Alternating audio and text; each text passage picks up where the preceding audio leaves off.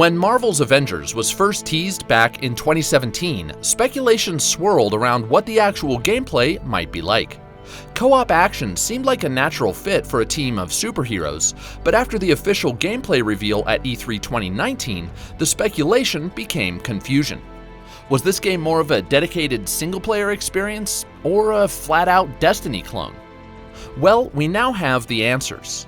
Over the past year, the developers at Crystal Dynamics have slowly revealed detail after detail, but they're not always easy to find. So I've combed through dozens of articles, videos, Reddit posts, and Twitter feeds, and I've crammed everything into one massive preview. So, what will the combat be like? How will each Avenger play? What are their special moves? And of course, what's the difference, at least in this game, between single player and multiplayer? If you want answers before the game's September 4th release, then I hope you'll join me as I look at everything we know about the world, the heroes, and the gameplay of Marvel's Avengers.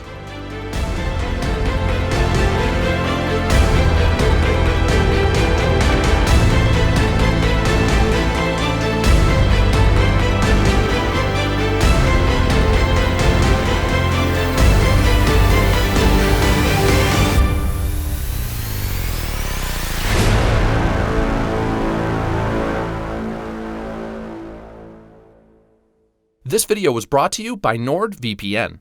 Stick around till the end of the video for a special offer, but for now, let's get into it.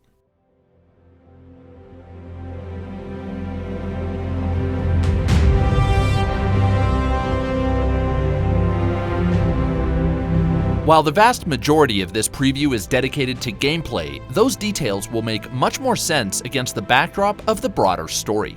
I know many of you are familiar with the story, so I'll make this quick, and to keep things spoiler-free, I'll only talk about what Square Enix has officially revealed. What we've seen of the game begins during A-Day, an event held in San Francisco to celebrate the opening of the Avengers West Coast headquarters. But things go drastically wrong when the Terrigen Crystal reactor at the heart of the Avengers helicarrier explodes in what is presumably an act of sabotage. The explosion not only destroys San Francisco, it spreads Terrigen mist, causing Avengers fangirl Kamala Khan to unlock her superpowers as the Inhuman known as Miss Marvel. Adding insult to injury, the world seems to blame the Avengers for the A-Day accident. Even the Avengers seem to blame themselves, causing them to disband and recede into exile. 5 years later, in the absence of any organized superhero force, the megacorporation known as Advanced Idea Mechanics, or AIM, has swooped in. AIM spreads propaganda to reinforce the belief that superheroes are a threat, and it's under the guise of this false narrative that they build a new line of defense, an army of robotic super soldiers. Of course, AIM doesn't really want to protect the world, they want to control it. And it's Kamala Khan who seems to discover their plans when she hacks AIM's servers. Being a superpowered Inhuman, she knows the only people she can trust with this information are the Avengers, and hence begins her quest, and your quest, to track down the Avengers and take down AIM, along with any other villains who might stand in your way. So those are the basics of the early story, but how will things play out from there? Not just in terms of the narrative, but the game itself. Specifically, how does the world unfold, and what will the missions be like? Well, to answer those questions, I'm going to do my best to answer the big question that probably everyone has already asked about Marvel's Avengers.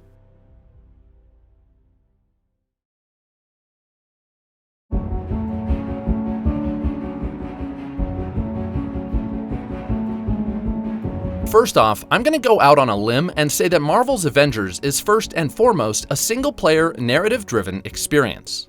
Yes, multiplayer is a huge part of the game, and we'll get to that, but the campaign, where you experience the main story, is only playable through single-player missions.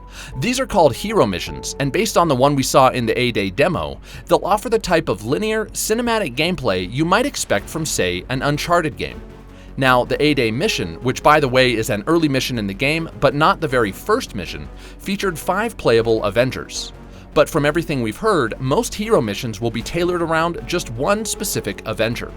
Early on, it sounds like you'll play your first hero missions as Miss Marvel, as you track down each of the other 5 Avengers. As you find them, you'll then complete more hero missions playing as the specific Avengers you've tracked down. For example, when you find Thor, you'll play one or perhaps several hero missions as the God of Thunder. In doing so, you'll then, quote, unlock him for other missions down the line. So that's how the single-player portion of the game will unfold based on what we've heard from Crystal Dynamics. But what about the multiplayer? Well, in addition to hero missions, the game features another type of stage called Warzone missions. These are optional levels that become available as you advance through the single-player campaign.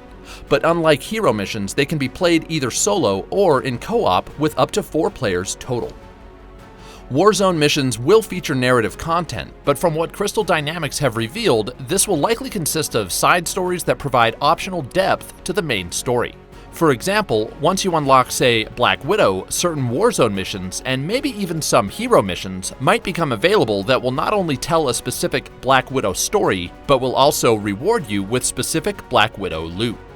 When you do play a Warzone mission, you can choose any hero you've unlocked so far, but to keep things balanced in co-op, you can't play as duplicate heroes. So you won't be playing with 2 other Hulks or 3 other Miss Marvels. And because Warzone missions give you the option to play as any hero, the gameplay won't be tailored around a specific Avenger like the hero missions, nor will they be as linear in structure. As put by Philip Therian, lead designer on Marvel's Avengers, Warzone missions are, quote, different in that you have a bit more space to roam. And head of studio at Crystal Dynamics, Scott Amos, said that, quote, Warzones are where the world really opens up. Expansive spaces with new enemies, all kinds of secrets to find, and cool gear to go off and harvest. Along those lines, the devs have also said that Warzone missions are a good way to level up your character, and to that point, Warzone missions will provide a good bit of replayability. A level might play one way as, say, Iron Man, but you might get an entirely different experience as, say, Hulk. Thankfully, whether you play alone or with friends, you can expect the challenge to scale to meet both the size of your team and the level of your specific Avenger. In other words, you shouldn't be overmatched just because you're underleveled, nor should any one player have to carry the entire squad because they're overpowered. One thing I do want to bring up that I've only seen mentioned in one Game Informer article is that if you're playing a Warzone mission solo, or you're short 2 or 3 players and that particular mission requires a full squad, then the other Avengers will be controlled by an AI. But again, just to be clear, you can play Warzone missions entirely by yourself, and according to Amos, you don't even have to be online. Quote, we want somebody to be able to go buy a disc and never have to go online. You don't have to. You can have a complete experience and have fun, end quote. Now, there was an interview with Game Informer where Amos was quoted as saying that you can play, quote, 99% of the game's content in single player, and that, quote, maybe there are a very, very small percentage of missions that can't be played in single player. But even so, it's reassuring to know that most content is available to play solo and offline on day one. So now that we know the difference between hero missions and Warzone missions, the question remains, how will you find them? How will you access your next objective? That's where the game's hub area comes in. You'll make your home base on a decommissioned helicarrier called Chimera. You'll be able to upgrade it through the story, and I'd hazard a guess that by the end of the game, you'll be operating a fully functional flying fortress. Anyhow, it's aboard this helicarrier that you'll find your war table, and it's here that you'll select both hero and Warzone missions. You'll do this by first selecting a region of the world, and to be clear, this is not an open world game. While you will have some agency over the order in which you tackle missions, it's not like you'll have a giant world map to run or fly around. Anyhow, the war table represents the entire globe, allowing you to select regions that unlock as you progress. Here in the game's overview trailer, we see 3 available regions. All the way in the bottom left is the helicarrier, up top is the Northwest Wilderness, and dead center is the American Southwest. And when you select the American Southwest, we see 8 visible icons. Based on an interview Amos recently did with the official PlayStation podcast, we know the A icon, which you see on the left, always represents the next mission in the core story. Then it sounds like any icon featuring an Avengers individual logo, such as the Captain America logos below or the Black Widow logo up top, will take you to a side mission, probably of the Warzone variety, that features that specific Avenger. Lastly, we know this icon is what's called an outpost, though we don't know what an outpost is. And as for the other icons, your guess is as good as mine. In any case, we did get a glimpse of the description of 2 available missions. This one has you infiltrating an AIM holding facility where some resistance fighters are being held. And this one describes taking down a quote AIM dreadbot, which is what we might see Hank Pym shrinking down to size in this trailer here. As for other regions you might unlock, we've glimpsed a few in the game's various trailers. Here's San Francisco after it's been destroyed. Here's what appears to be an Arctic setting. It's also safe to say that at some point you'll leave the Earth entirely. Here we see Iron Man in outer space, and Rose Hunt, lead producer on the Avengers, said at EGX 2019 that, quote, "We have regions all over the world and maybe, beyond Earth too," end quote. So hopefully that clears up what this game is and how it will work on day one. But as you probably know, there's going to be more to Marvel's Avengers than what you get in the base game. Crystal Dynamics and Square Enix have a plan to roll out a ton of downloadable content post-launch, and should they hold to it, it actually sounds pretty awesome. First, they plan to continuously introduce new heroes to the roster. In fact, speaking to EUROGAMER, Therian described how the end of the game will set the stage for a steady stream of future heroes. Quote, "Once you've played through the campaign and the other content we have, the idea is the story keeps going. Earth is constantly under threat, and the Avengers will have to keep growing their roster to keep dealing with bigger and bigger threats." Now, we haven't seen a specific timeline, but we do know that new content will be delivered on a quote regular basis over quote multiple years. We also haven't seen or heard who the new heroes will be, but we have gotten some hints. The first came in this trailer, which shows Hank Pym hinting that Ant-Man might be on the way. Second, when fans began asking why Hawkeye wasn't in the game, Marvel Games Vice President and Creative Director Bill Roseman responded on Twitter by saying, quote, "Hey Hawkeye fans, we hear you, and we love Clint too. Stay tuned, true believers," end quote. That's far from a confirmation, but I wouldn't be surprised if Hawkeye eventually made an appearance. And whenever Crystal Dynamics does introduce new Avengers, we know that they'll come with a ton of associated content. Amos said at GameSpot in October of 2019 that, quote, "We're going to add more regions and more heroes post-launch. Those are going to come with more hero missions and more Warzone missions and more stories and their own sets of skills and new sets of gear and new enemies." That's a lot of stuff, but what makes this so exciting is that Crystal Dynamics has minced no words when saying that all new characters, missions, and regions will be 100% free to those who have purchased the base game. As put by Amos, quote, "Every new superhero and new region will be delivered at no additional cost," end quote. Now, that doesn't mean the game will be free of microtransactions. Those will exist, but Crystal Dynamics has made it clear that the only things players will be able to purchase in the game's marketplace will be cosmetic upgrades. Oh, and the developers have said on numerous occasions that the game won't have loot boxes. So Square Enix is basically saying all the right things when it comes to monetizing this game. Let's just hope they follow through. One thing it would be nice to hear more about is the beta. We know a beta is on the way, but we don't know when it will be or for how long.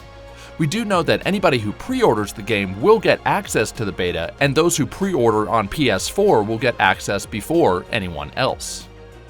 The very last thing I want to mention before moving on is that Marvel and Crystal Dynamics did recently announce their first War Table stream, which sounds like a pretty sizable gameplay reveal, to take place on June 24th. In doing so, they released a very brief video, which I'm showing now, that featured some new gameplay clips.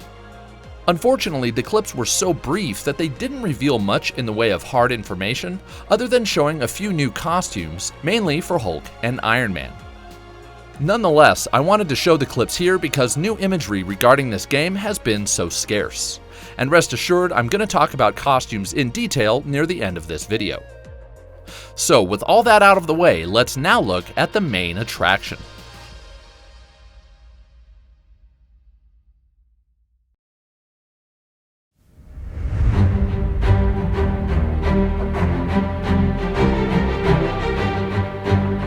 Arguably the most popular Avenger is Tony Stark, aka Iron Man. In addition to Stark's cocky sense of humor, you can expect Iron Man to feature the game's most versatile skill set.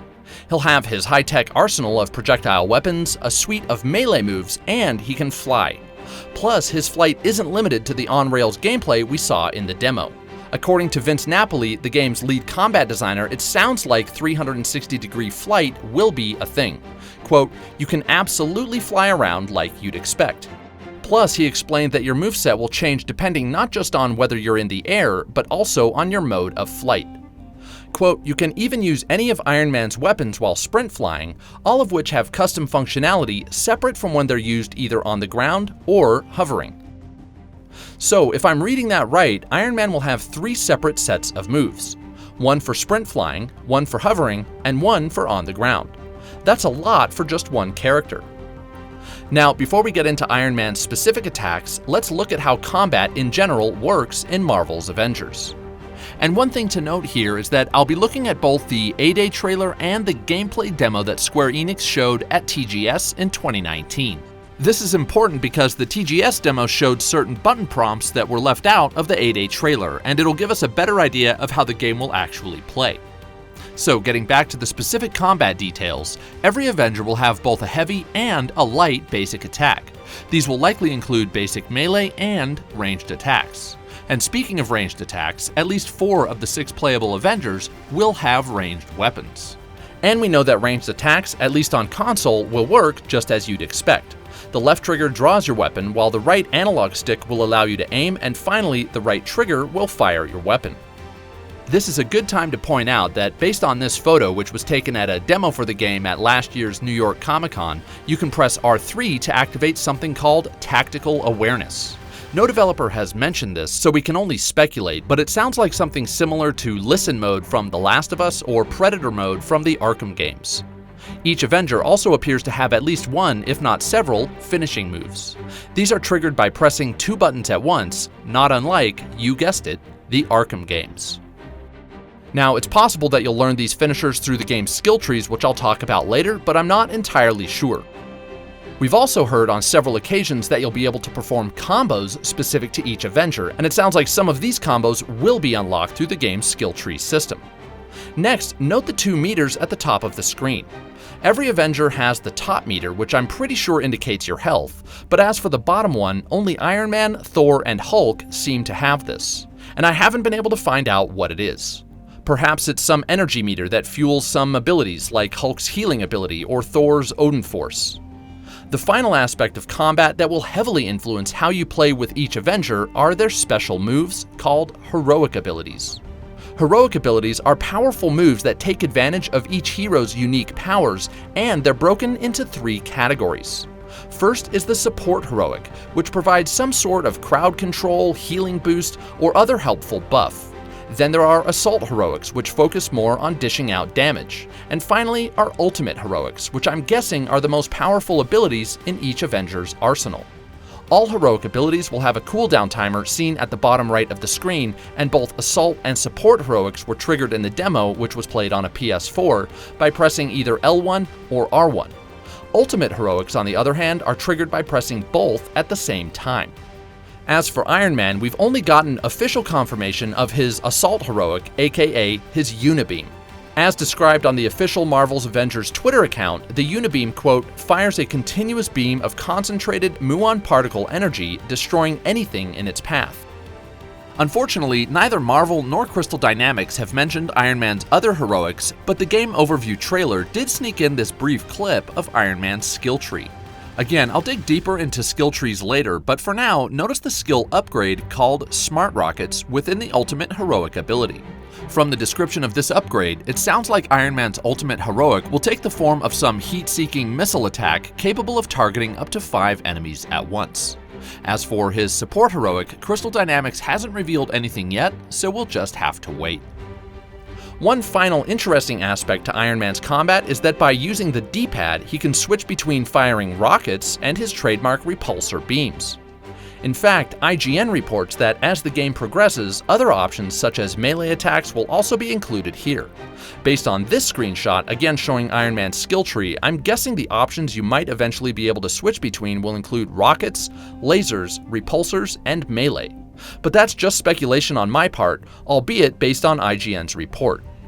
It's also worth noting that in the demo, only Iron Man was able to switch between weapons in this way, but it's not impossible that other Avengers might unlock a similar method by which to switch between weapons or gadgets. So that's Iron Man. Let's now take a look at the rest of the Avengers, starting with Thor. According to Square Enix editorial director Casey Lynch, Thor sounds like both a tank and a damage dealer. Quote, Thor is very powerful, so he's meant to be able to take a lot of damage and put out a lot of damage as well, end quote. Thor can also fly, and just like Iron Man, Crystal Dynamics have confirmed that he'll be able to, quote, seamlessly transition between ground-to-air combat at will. I haven't found whether he'll have on-rail segments like we saw for Iron Man, nor do I know if he'll have separate movesets for whether he's sprint flying or hovering, though I'd be surprised if he didn't. What we have seen is that Thor most definitely has both ranged and melee attacks. Close up, he can use his hammer to plain old clobber enemies or trigger this cool-looking spin attack, but it's his ranged moves that are really cool. If you're a God of War fan, you'll be pleased to see that, similar to Kratos, Thor can hurl Mjolnir at foes, then will it back into his clutches, damaging enemies in both directions. The similarities to Kratos' Leviathan axe aren't a huge surprise because Vince Napoli, who again is the lead combat designer for Marvel's Avengers, previously worked on God of War. But Thor has abilities even Kratos didn't have. Using what Crystal Dynamics calls the, quote, most powerful ranged attack in the game, you can use Mjolnir to pin enemies against walls, the ground, and other surfaces while you take care of other foes face to fist. And finally, it looks like you can use Mjolnir to break through certain obstacles. As for abilities that don't involve your hammer, the official Marvel's Avengers Twitter account has confirmed that Thor can also access the Odin Force at will, which allows him to, quote, stop attacking enemies in their tracks, channel destructive lightning into any of his attacks, and create a powerful barrier of lightning that shields him from danger. I'm not entirely sure, but this might be referring to one of Thor's heroic abilities called Warrior's Fury, which triggers a spread of lightning strikes that not only damage nearby enemies, but also charge your basic attacks with electricity for additional damage. While this sounds like an assault heroic, it could possibly be his support heroic because Crystal Dynamics did confirm that upgrading Warrior's Fury will channel a protective force to nearby allies.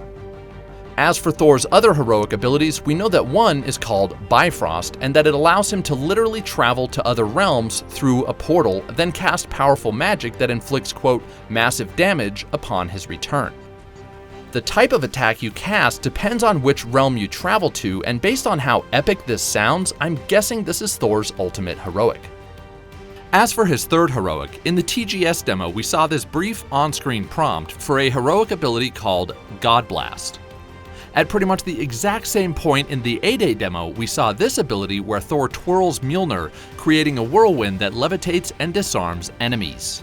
Then he uses lightning to blast them across the battlefield.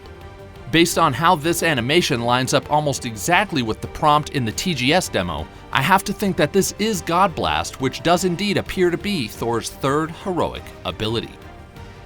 The third Avenger who sports a diverse set of both ranged and melee attacks is Black Widow.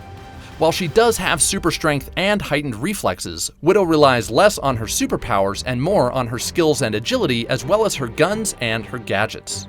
When it comes to ranged combat, she can dual-wield her pistols, which we know will auto-reload and which appear to have infinite ammo. She then has her grappling hook, which not only has range, but was described by Crystal Dynamics as, quote, both a preemptive defensive attack designed to counter enemies before they strike, as well as a move to initiate combat at large distances from the ground or in the air, end quote. As for close quarters fighting, Black Widow has a set of electrically charged stun batons, which can be used separately or combined to form a bow staff. Widow is also incredibly skilled in martial arts, able to use a number of punches and kicks, as well as this signature acrobatic takedown. Finally, Black Widow also has these superpowered gauntlets, and she'll have an array of gadgets, including but not limited to grenades. Oh, and while some Avengers will be able to block, Black Widow will not.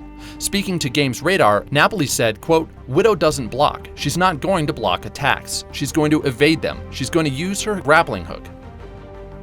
With variations in even basic maneuvers like blocking and dodging, this goes to show how unique the fighting experience will be for each Avenger. As for Widow's heroic abilities, her assault heroic is called the Widow's Bite. She uses her signature gauntlets to blast a sphere of electricity at her opponents, causing continuous damage to anyone within its area of effect. This is also one of the game's fastest recharging heroic abilities, so expect to use it frequently. Moving on to Widow's support heroic, it's called Veil of Shadows, and it enables her and nearby allies to become invisible. This provides an obvious advantage in battle, but I wonder if we'll also be able to use this ability in missions that require stealth. I sure hope so. As with Iron Man, Black Widow's third heroic remains a mystery. When it comes to raw melee power, it comes as no surprise that Hulk can dish it out better than anyone. For his basic attacks, he uses his fists just as you'd expect. But if you hold down the light attack button, in this case square, he'll pick up enemies, allowing him to swing them as weapons, bash them into one another, and then throw them away when he's done. He also has the unique ability to pick up parts of the environment, like this chunk of pavement, then swing it and use it as a projectile. As Lynch put it, quote, "Hulk should just be able to pick everything up, smash everything, and throw it all around, so that's what you can do," end quote. This is perhaps best illustrated by this QuickTime event where Hulk picks up and tosses an entire tank. As we're used to seeing in the Marvel films, Hulk can also traverse environments by not just jumping great distances, but also by latching on to designated walls and other vertical surfaces. He can then leap from wall to wall, and when soaring through the air, a well-timed button press will execute a smash attack that clobbers enemies below with a powerful AoE blast. Worth noting is that we've seen the same type of smash attack from Thor, and it wouldn't be unreasonable to expect other Avengers to have similar attacks. One final ability that makes Hulk even more unique is his ability to heal himself. According to the game's official Twitter account, quote, "The more damage he does, the more his innate regeneration takes effect," end quote. As for Hulk's heroic abilities, we've learned of all three, but we've only seen one in action, and that's his famous Thunderclap. This happens to be his ultimate heroic, and not only does it devastate any enemies directly in front of you, it can also clear a path. Hulk's other heroics have been described on Twitter. First is his support heroic, called Bone Shaker. When activated, Hulk smashes his fists into the ground, bolstering his defenses and attracting the attention of nearby enemies. Any nearby allies will also gain a buff of some kind, but we don't know if it's a defensive buff, an offensive buff, or something else. Lastly is Hulk's assault heroic, called Gamma Rush. Trigger this ability and Hulk will power forward like a battering ram. He'll also grab the first poor soul who gets in his way, then slam them into the ground at the end of the charge, creating a shockwave that staggers nearby opponents. All in all, if you like close-ranged attacks balanced out by some cool traversal mechanics, and you just want to feel stronger than anyone else on the battlefield, then you'll want to make friends with Hulk. The last Avenger everyone should be familiar with is, of course, Captain America. Before I talk about Cap's combat, I do want to point out that he has a unique storyline when compared to the other Avengers. In the A-Day trailer, he appeared to have died in the helicarrier explosion, but in an article published in August of 2019, IGN did confirm, to the surprise of no one, that Captain America does return as a playable character. And when you do take control of Cap, the developers have described his combat as well-rounded, but his most notable feature is no doubt his vibranium shield.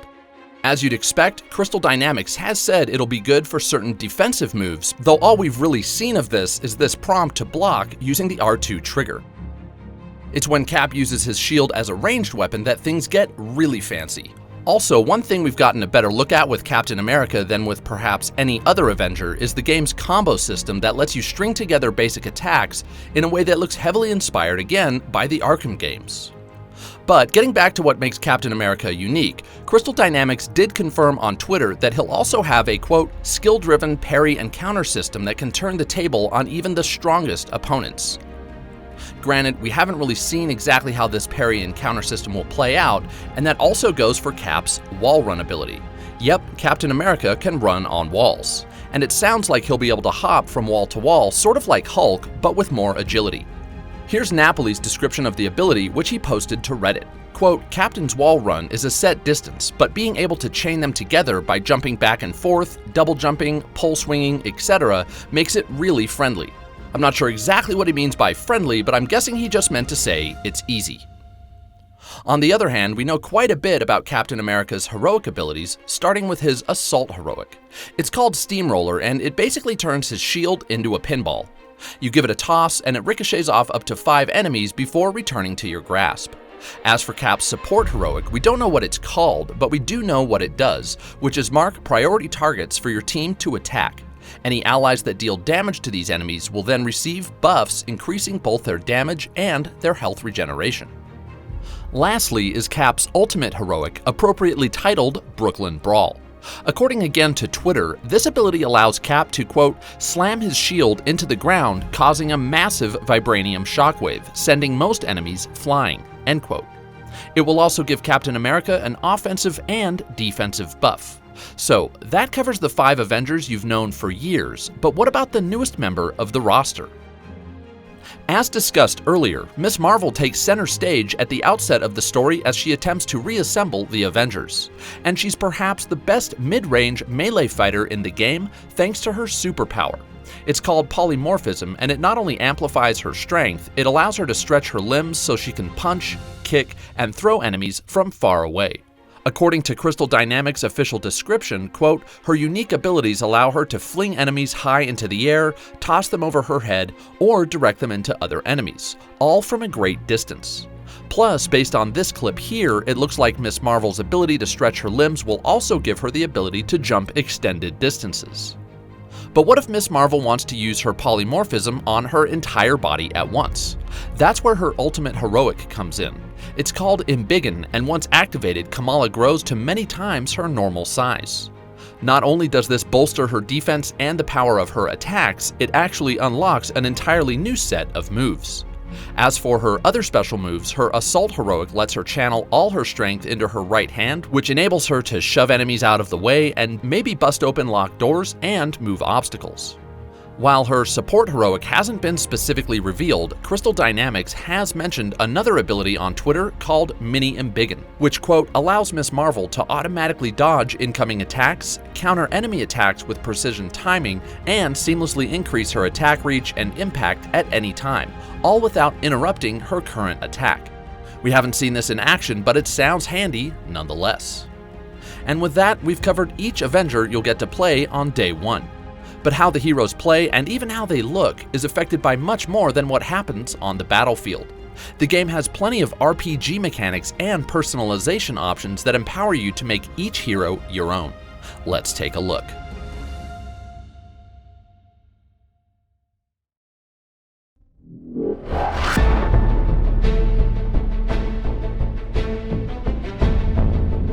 Given how much Crystal Dynamics are focusing on balancing each Avenger and making them feel distinct from one another, it's impressive that they're also allowing players to customize each hero a great deal. First off, you can swap out gameplay augments through the use of gear. Second are the expansive sets of skill trees for each hero, and finally are the cosmetics. Let's start by looking at gear, which will be found as loot within missions and earned upon completing certain missions. Gear comes in a range of different rarities, including common, uncommon, rare, epic, legendary, and a special class that's beyond legendary.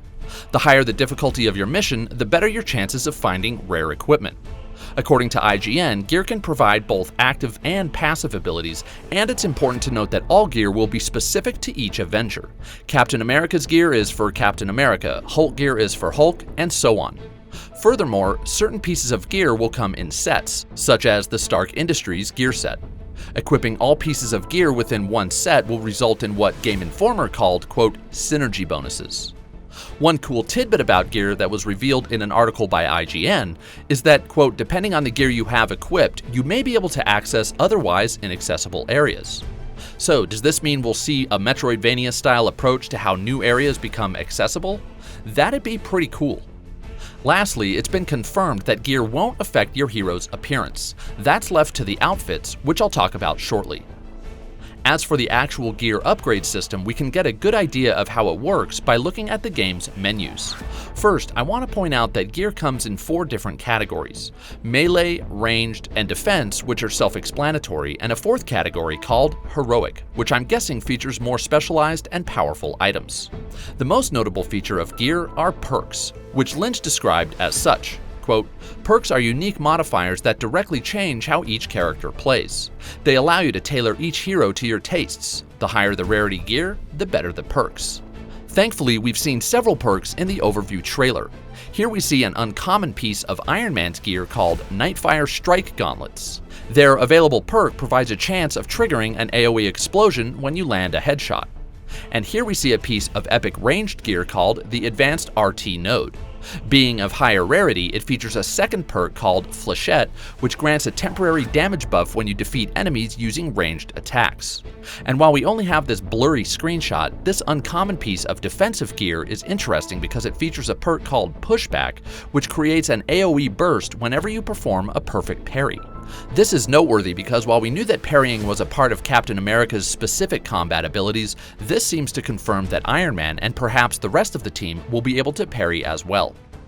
Finally, in the interview that Amos recently did with the official PlayStation podcast, he confirmed that by unlocking certain perks within the PIM Technologies gear set, you can actually affect enemies with PIM particles. Basically, when you deal enough damage using the right piece of gear, you can shrink enemies down to about 1/3 of their original size, which sounds awesome. It's also worth noting that unlocking each perk requires a set amount of resources, of which there appear to be 10 different types lined up at the bottom of the screen. I'm guessing you collect these resources as you work your way through missions. You can also dismantle gear for, I'd presume, a set amount of these same resources. As for how many perks will be available, Napoli said in a post on Reddit that the game will have more than 100 unique perks spread across all the available pieces of gear. The very last thing I want to cover on gear are these two item slots on the right of the gear selection screen, labeled Artifacts. We don't know how artifacts will affect character customization, but Napoli did recently respond to a user again on Reddit who asked about these specific slots. Quote, "Actually, we have a bunch of pretty cool twists up our sleeves for how artifacts stand out among other items. They are definitely unique. I can't wait till we get to demonstrate some of the stuff we've done with them." So that's gear. The second way you can customize each hero is through an expansive, and I mean expansive, set of skill trees. From a high level, skill trees in Marvel's Avengers work pretty much how you'd expect. You earn skill points as you gain experience in combat and routine gameplay. You can then spend those points on various skills to upgrade your character, but it's not like each character has just one skill tree. Looking at Iron Man, we see 4, and if you look right above them, you'll see that this is just one set of skill trees in a larger set of 4 categories: primary, specialty, capability, and utility. If each Avenger has these 4 categories, and each category always has 4 skill trees, each Avenger will have 16 skill trees. Here we see Iron Man's primary skills: melee, repulsor, laser, and rockets. As I pointed out earlier, I believe these skills align with the abilities Iron Man can switch between during combat using the D-pad. Moving along, here we see Iron Man's specialty skill set, which again features 4 individual skills, one for each of his heroic abilities and another simply called Defense. The fact that each heroic ability is customizable runs in line with how Napoli explained them in a Reddit thread. Quote, "The intent is that the functionality of the entire heroic can be modified/tweaked in such a way as to provide totally different gameplay effects, rather than just boosting/slightly tweaking existing effects. Oftentimes this means the entire animation changes. The amount of charges/uses can go from 3 quick activations to 1 lengthy activation, etc." End quote. So, it sounds like your heroic abilities will change quite a bit depending on the choices you make within the skill tree. And Napoli got rather specific when elaborating on what other types of abilities you'll be able to modify when upgrading your skills. Quote, "There are more than just combo string additions, from traversal/sprint attacks to alternate weapons to counters and other special attacks, all based off the hero and all different." So let's take a look at some of the skill upgrades we've seen described in the game itself. First is an upgrade devoted to Iron Man's lasers called Laser Sweep. It activates a, quote, "sweeping laser beam that cuts through enemies, inflicting stun and wound damage." And it appears you execute Laser Sweep by pressing triangle 3 times. Next is another laser skill upgrade called Laser Scythe, which lets you pull enemies into the air, then slam them back down. Remember how Iron Man's moves change when he's airborne? This is a perfect example. Laser Scythe requires the same input as Laser Sweep, but you have to execute it in the air as opposed to on the ground. The next skill upgrade we saw, which I covered earlier, is within Iron Man's ultimate heroic skill tree, and it's called Smart Rockets. It lets you fire a smattering of heat-seeking missiles targeting up to 5 enemies at once. Again, this leads me to believe that Iron Man's ultimate heroic will always take some form of this heat-seeking attack. While Iron Man's skill trees are the only ones we've actually seen, IGN did report that in the gameplay demo they saw at E3 2019, some of Black Widow's skill trees were also revealed, and that they revolve around martial arts, guns, her batons, and a stealth mode. Given how different that sounds from Iron Man, I'd say it's safe to expect the skills for each hero to be drastically different from one another. The third type of character customization in Marvel's Avengers are the outfits. According to Lynch, there will be, quote, dozens and dozens of different outfits, with some being completely original and others being taken straight from Marvel's 80-year history. And while many will likely look awesome, what I think is the most important point regarding outfits is that they're all purely cosmetic, with no gameplay ramifications whatsoever. This allowed Crystal Dynamics to let players look the way they want to look without affecting how their heroes play. In other words, you won't have to sacrifice your stats in order to sport your favorite outfit. As for how you'll obtain these outfits, some will be earned in-game, with Lynch confirming at TGS that some will even be accessed by completing limited-time events within the world. So yeah, side note, limited-time events will be a thing. Lastly, many outfits will be purchasable in the game's marketplace. Now, we don't know much about the marketplace, and some gamers might be disappointed that one exists at all, but as I said earlier, it sounds like Crystal Dynamics is making all the right decisions when it comes to monetization. If Square Enix wants to deliver new heroes, missions, and regions for free, and for years to come, then charging for some extra outfits would be far from evil. And speaking of evil, that brings me to the last part of Marvel's Avengers that I want to explore.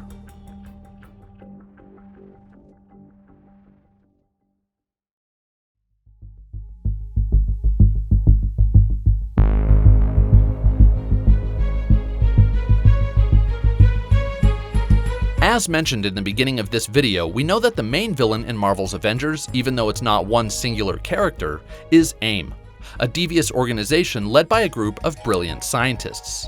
Since their debut in 1966, AIM has appeared in many Marvel comics, and they even appeared as part of the MCU in Iron Man 3. In the game's plot, they develop an army of what are called synthoid AI super soldiers, which are ultimately designed to oppress and replace superheroes.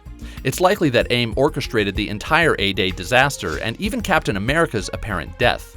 As for the actual enemies you'll face, I find it likely that you'll face off against both human AIM soldiers, who might be these guys, as well as their AI super soldiers. We also got an interesting tidbit about AIM's tactics at EGX 2019 from Amos, who revealed that AIM's spin technology, which stands for superpower inhibiting nanites, will be a part of the game. So maybe the Avengers will lose their powers at some point. There's also this AIM robot, which looks like a formidable adversary, at least before Hank Pym shrinks it. As for supervillains, we have gotten a good look at one, and that's Taskmaster. The battle we saw starts out with two phases that, for better or worse, require that you execute a few QuickTime events in order to advance. Then in the third phase, the real fighting begins, and that's where we see Taskmaster's superpower at work. Appropriately dubbed photographic reflexes, he can learn your moves in combat, then use them against you as if they were his own. In addition to taking Black Widow's moves, it appears that Taskmaster has picked up some of Captain America's maneuvers as well. Defeating Taskmaster appears to require that Black Widow use her invisibility heroic, which is worth mentioning because it indicates that different bosses, just like the various hero missions, will likely be heavily tailored to utilize the specific hero you're required to use. The last big villain we know about is Abomination, who we've only seen in this very brief clip. In the comics, Abomination faces off against the Hulk, and he was the main villain in the 2008 MCU film The Incredible Hulk. I'm sure I'm grossly oversimplifying things, but from my understanding, Abomination is the superpowered alter ego of a Russian government operative who exposed himself to the same gamma radiation that contaminated Bruce Banner, but in even higher quantities. Whether the game gets into his backstory or not, it'll be interesting to see how Abomination fits into the broader narrative. As for any other villains we might see, your guess is as good as mine, but we did get a hint from Crystal Dynamics' lead creative director Sean Eskai, who said in an interview with IGN that all of the game's villains would be, quote, definitely recognizable. I can't wait to learn more. Now, before I wrap things up, I want to talk about some other villains, not in Marvel's Avengers, but in real life. You know how we're all spending more time at home and online due to the pandemic? Well, so are hackers and identity thieves, and that's why I want to share a special offer from NordVPN. Now, I wouldn't be surprised if you're already using a VPN, but if you're not, connecting to a virtual private network is a simple way to encrypt your data and help protect your online identity. And whether you're shopping, banking, or even just emailing, NordVPN uses the same encryption as the US government and the NSA. What's more, NordVPN has been rated by PC Gamer, GamesRadar, and PC Mag as one of the best VPNs for gamers. They even let you connect to servers in different countries to change your IP address, which, pro tip, lets you watch Netflix content that might only be available in those countries. Pretty cool. You can connect up to 6 devices at home or on the go, so when the world finally does get back to normal, you'll be safe at your favorite coffee shop, the airport, or wherever. Best of all, right now NordVPN is offering my viewers 70% off their 3-year plan, plus you get 1 month for free. That's 70% off, 1 month free, and you get 3 years of peace of mind. Just click the link in the pinned comment of this video and use the coupon code QuestMode. Again, to get 70% off a 3-year plan plus 1 month for free, just click the link below and use the coupon code QuestMode. And with that, I want to thank you for watching the entire video. If you enjoyed it, give me a thumbs up, and if you didn't, give me a thumbs down. And if you want to follow me on Twitter or Instagram, you can find me on both at QuestModeGames. Until next time, I want to remind everyone to never stop questing.